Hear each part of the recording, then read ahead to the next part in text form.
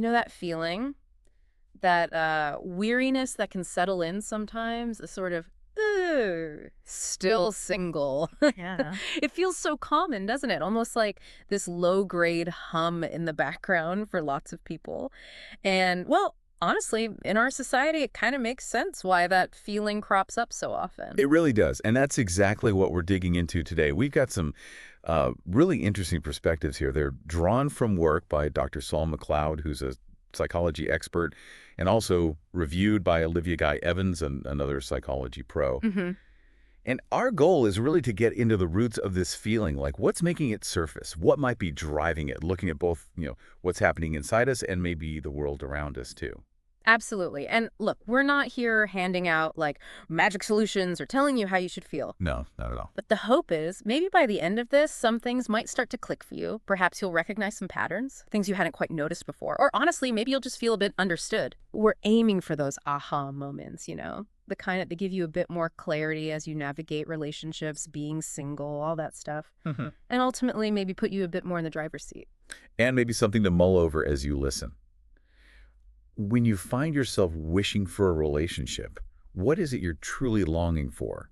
Is it just the idea of being with someone? Or is it something deeper, like building a real partnership? Something that lasts and grows. Ooh, that's a good distinction. Yeah, that little difference can actually be quite an eliminating starting point for understanding your own feelings. Right. Okay. So, yeah, our mission here is to understand why this whole tired of being single thing might be hitting you, and maybe some things to think about moving forward. Let's turn inward first. The question we want to explore, and let's approach this gently, is could some of this be, well, coming from inside me? Hmm. It's about self-exploration, definitely not about blame. And what's really fascinating is how our personal histories, our pasts, can really shape how we feel right now. One big area Dr. McLeod points out is the fear of intimacy. Okay. Think back. Maybe there were times, could be childhood, could be later, where you felt really vulnerable, exposed, and maybe you got hurt. Right. Those kinds of experiences can create this subtle, often totally unconscious reluctance to get too close, romantically speaking, even if on the surface you really crave that closeness. It's almost like we build these invisible walls without realizing it. Exactly. And the tricky part is, like the material suggests, real connection, the deep, meaningful kind, actually requires vulnerability. You have to let those walls down a bit. It's a bit of a catch-22, isn't it? Yeah, totally. You want the closeness, but the fear of getting hurt again can kind of hold you back. Precisely. And then there's this related idea, anxious attachment. Mhm. This often goes back to earlier times when maybe your emotional needs weren't consistently met. So what can happen is you might find yourself drawn to partners who maybe unintentionally recreate that same feeling. You might seek out people who aren't fully emotionally available, mirroring that sense of not being completely seen or cared for from the past. So it's like a pattern repeating itself. Exactly. It's a familiar pattern, even if it doesn't actually lead to happiness. Yeah. Think of it like a well-worn path in your brain. Even if that path always leads to a dead end, your brain kind of defaults to what it knows. Yeah. The insight here is about consciously trying to carve out a new path, even if it feels as a bit weird or scary at first. That makes a lot of sense. The comfort of the familiar, even when it's not actually good for us.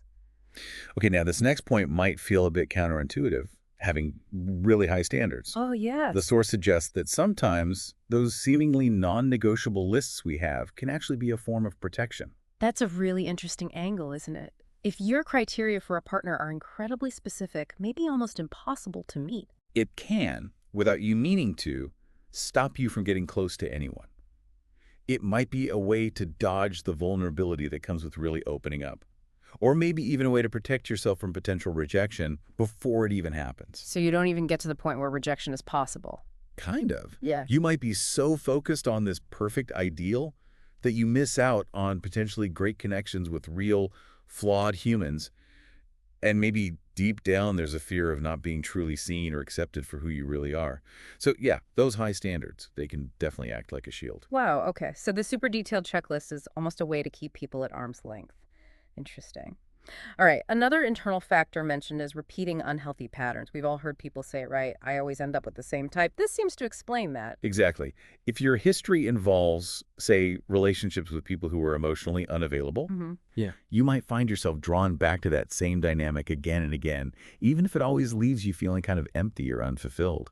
It's about what feels familiar, what feels predictable, not necessarily what's healthy or what actually builds a happy, lasting partnership. And then there's this pull of novelty, Yeah. this one. Yeah, I can see this. If your past relationships felt a bit, I don't know, flat or boring, Mhm. it makes sense. You might be drawn to something that feels exciting, maybe even a little bit rebellious or forbidden, like the source says. Yes, that initial rush, that excitement of something new, it can be really intoxicating, especially if your past experiences felt kind of stagnant. Right. But the thing is, what feels novel and thrilling right at the start isn't always the foundation for a solid, healthy, long-term thing. That intense spark might actually be masking a deeper need for something more stable and truly fulfilling. It's worth asking yourself, like, am I chasing the fireworks or something that can actually keep a fire going? Good question. Okay, so moving on. What about when you're not even totally sure what you need in a partner? The materia talks about choosing someone from a place of, like, emptiness. This is a really crucial point. If you're feeling a significant void inside, a sense of emptiness, Mm-hmm. you might subconsciously look for a partner to fill that gap. And that initial attention, the validation you get when you first meet someone, oh, it can feel incredibly powerful, almost addictive. Yeah, that initial rush. But ultimately, relying on someone else to complete you or fill that internal space, it's just not sustainable. Mm. It often leads to unhealthy dependencies. Real fulfillment and a truly healthy partnership, it really has to come from a place of feeling okay within yourself first. Yeah. You can't really expect someone else to be your missing piece. That makes total sense. You need to be whole first. Now, what about the mental game? The source mentions rumination and regret, like constantly dwelling on the fact that you're not in a relationship. Oh, that cycle of negative thinking can be incredibly draining. Yeah. If you're always fixated on what you don't have, that absence of a relationship, it just breeds unhappiness. You feel like you're constantly missing out. And this rumination can actually make it harder to be present and open to potential connections because your mind is just stuck on what you think is lacking. It sounds like it could become a bit of a self-fulfilling prophecy, but in a negative way. It really can. And then there's emotional avoidance. Mm. This is the idea that the sheer discomfort of being single can drive this almost frantic search for someone, anyone really, just to avoid feeling those difficult emotions. Right, just trying to escape the feeling. Exactly. Being alone can bring up uncomfortable stuff. For some people, the first instinct is just to run from it by finding a relationship. But it's so important to realize, and the source really emphasizes this, loneliness isn't automatically fixed by getting into a relationship. Sure. You could be coupled up and still feel profoundly lonely. And conversely, you can be single and feel perfectly content, not lonely at all. Being alone and feeling lonely are really two different things. That's a really, really important distinction to make. Okay, let's talk insecurity. How does that play into this feeling tired of being single and maybe making choices that aren't great in the long run? Well, insecurity can be a huge driver in relationship decisions. Yeah. If you're feeling insecure, maybe you have low self-worth, you might be more likely to choose partners who don't actually treat you that well. Why is that? Because you're basically seeking any external validation, just trying to fill that internal void we talked about. Mhm. There might be this rush to label someone as the one super quickly, Ugh. almost to prove to yourself and maybe others that you are desirable, you are worthy. But doing that can lead to giving away way too much power in the relationship, and you end up not getting your own needs met. The key, like the source suggests, is really working on finding peace and contentment within yourself first, as a single person. You need that solid ground within yourself before building something with someone else. Absolutely, that inner stability, right? Okay, and finally, for these internal factors, we've got unrealistic expectations. This feels like a big one today with, social media and movies and everything. Oh, it really is. We are just constantly bombarded with these highly romanticized, often totally unrealistic portrayals of relationships. Yeah, the rom-com effect. Exactly. The idea of a perfect person who's going to magically fix everything, or that relationships should just be effortless and easy like they look on screen, it sets us up for major disappointment in real life. Because real life is complex, it's messy, it's imperfect. Hmm. Holding out for this mythical soulmate can make it incredibly hard to actually commit to someone real. Because maybe you're always wondering if there's someone better out there, or you're waiting for this perfect scenario that just doesn't exist. It's like waiting for a unicorn when there's a perfectly wonderful horse standing right there. That's a great analogy. Okay, wow. That's a really thorough look at some of the internal stuff that might be feeding into this weariness with being single. But, we don't live in a vacuum. Definitely not. There are absolutely external pressures that play a huge part in how we feel about our relationship status. So let's pivot a bit and ask, is society the problem? Or maybe more accurately, is society contributing significantly to this feeling? This is where we look at the bigger picture, the cultural context. And one really key concept here is something called amatonormativity. Okay, what's that? Think of it as this widespread, often completely unspoken belief in our society that being in a long-term committed romantic relationship is like the ultimate goal, the pinnacle of a successful, fulfilling life. Right. And that all other kinds of connections, friendships, family ties, community bonds, they're somehow seen as secondary, less important. I see. This dominant belief creates this strong undercurrent that you should be in a romantic relationship. And if you're not, well, then something must be wrong with you or your life. It's like this invisible social scorecard, isn't it? Ow. The romantic partnership is always the top score. I can totally see how that would make someone feel like they're falling behind or missing out if they're single. Absolutely. And that connects directly to the issue of shame and self-worth, getting tangled up with relationship status. Mm-hmm. And it seems this pressure can be especially intense for women. Yeah, I was going to ask about that. Yes, unfortunately, there are still so many societal messages that link being partnered up with being valuable or desirable, and women often bear the brunt of this.